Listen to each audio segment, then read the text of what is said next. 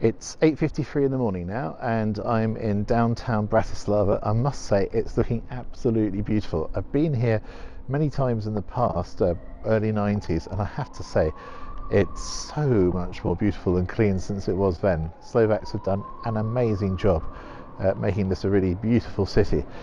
I can find lots of fantastic historic monuments. It is quite early in the morning, but so far I've not found any cafe that looks like it's selling strudel, so I may have to make do with the strudel cake that I ate at the hotel and claim that as half a point on this epic journey. But I've not given up. I'm going to look a little bit more, see what we can do, but I can't spend too long here or I'll miss all the reasonable transport options by train and by bus to get me on the next leg and to give me a chance of still making it to Czechia and Austria before the day is done. So why have I particularly chosen apple strudel as the dessert to go in search of? I mean, I could choose something else, I suppose. But the one thing about apple strudel is that it was always one of the most popular dessert treats in society in Vienna, and that's over several centuries. And of course, that with the Austro-Hungarian Empire, that spread all around Central Europe and indeed beyond. And that's why you see this dessert has more of a legacy in more countries than most. The oldest recipe for apple strudel dates back, believe it or not, to 1697. It's in a handwritten cookery book, and it's even on display still to this day at Vienna City Hall. We're not going to have time to go to Vienna City Hall, but it could be subject matter for another film sometime. So now, on with the quest. Well, this is definitely not what I'm looking for on this occasion. This is Starbucks. I love Starbucks on a good day, but I'd be very surprised if they sell apple strudel. And who's this merry gentleman? One of the other nice things that you see all over Bratislava is lots of statues in the most unexpected places, and they're all very, very cheerful.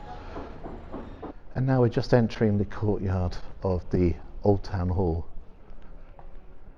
It's a museum of design, lovely arcades all around the square. It really couldn't be prettier. And here's another of those statues. They're all over the place, and they really liven up the city centre. Signs of a bakery, and there's some tables outside, so hopefully a cafe. So I found a little bakery here. Let's have a look what's on offer. Oh my word, oh my days, this is beautiful.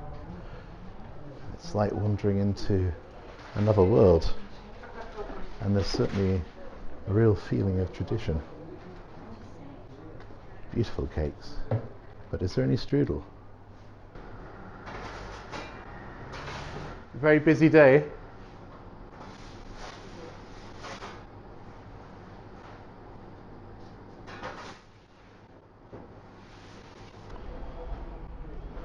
Chlieb, not sure how you pronounce it, but that means bread for short. Now, the lady I spoke to did say that there's a cafe next door. I think it's linked to them, and she said there's no apple strudel there either. But all the same, I've come this far. I'm going to take a quick look. The name is FX Messerschmitt, which sounds rather Austrian to me, so perhaps we'll have the traditions of the Austro-Hungarian Empire. Let's go in and have a look. Nobody here, but it looks nice. Hello, how are you? Fantastic! This is definitely apple strudel. €3 for some apple strudel. I found it just as I came in, and there's some poppy seed strudel as well. So Martin, this selection of cakes just looks fantastic. What does strudel mean to you? Well, I'm glad you asked, sir. Strudel kind of means a dessert my mom made for me since I was little, and really like the taste of apples and the crunch of nuts that we sometimes put in the strudel as well. And I guess we kind of try to recreate that over here since all of our desserts are made freshly here as well. Poppy seeds and apples are the two most prominent ingredients you can find here in Slovakia, mainly the poppy seeds. I know a lot of different countries don't really make desserts using them, so I guess it's kind of like our thing, or this kind of Central Eastern European thing. So now my coffee and Slovak apple strudel have arrived. I've got a friend, a wasp, already arrived. Go away, wasp, I'm not scared by you. I'm going to enjoy my apple strudel, that's for sure. So now that the wasp has gone, let's have another go. I really like the apple. No cinnamon again. We'll see if we find that later on today. And the pastry almost fades into the background in this one. It's nice, it's very thin, it's not crispy. But this is a very good solid strudel. Oh, and there's a huge raisin, not raspberry. Well, the strudel and coffee cost a total of €5.70. That's around about £5, just under. So I think that's excellent value for money and a beautiful way to start the day. Now off to the railway station to catch the train to Brno in Czechia. That's going to be the best way, I think, to continue the journey and give me the best chance of completing the challenge in under 24 hours. Wish me luck. So I'll see you a little bit later. Bratislava main railway station, there it is, definitely found it. So I got my ticket, my camera wasn't working, so unfortunately I couldn't record that. It was quite exciting because I had to go to a special window called Complex Ticket Service. Actually, it's just behind me here. You can see the queues. We're complex as foreigners. Now, it's just international tickets. You have to go to the Complex Ticket Service and not the simple ticket service.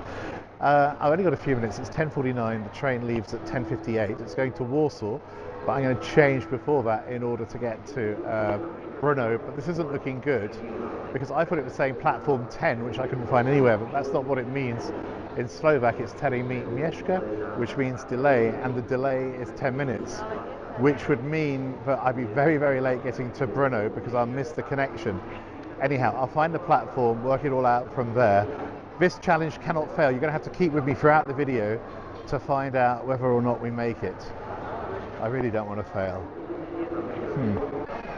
Ticket one way from Bratislava to Brno, second city of the Czech Republic, has cost me €13.90, which is, I would think, around about just under £12, which seems to me very good value.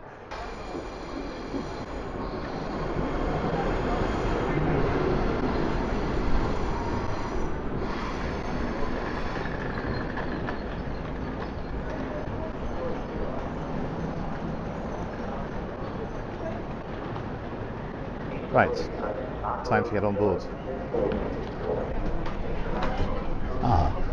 It's got their little carriages, compartments, the old style of travel in Central Europe. No one in this one. I think I'll take it. Just getting off the train, arriving in this border town, and now I need to find my train, which is supposed to leave in 2 minutes. I was looking online, I think it's actually delayed, but let's have a look and see. So there we are, it's definitive. My train, which is going in the direction of Prague, is 30 minutes late, 12:07, 12:37.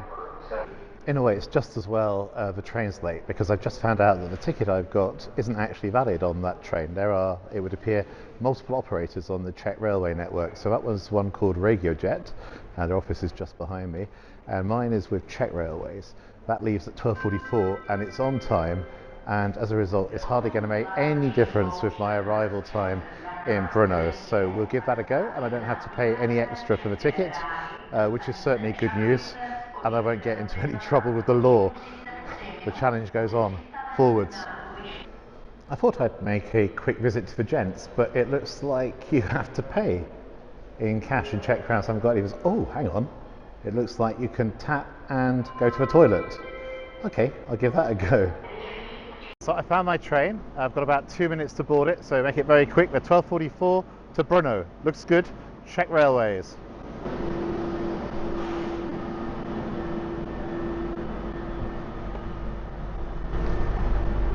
It's a very nice modern train, quite different to the last train, plenty of space, and I'll just go and find a nice seat in this open carriage on the way to Brno at last.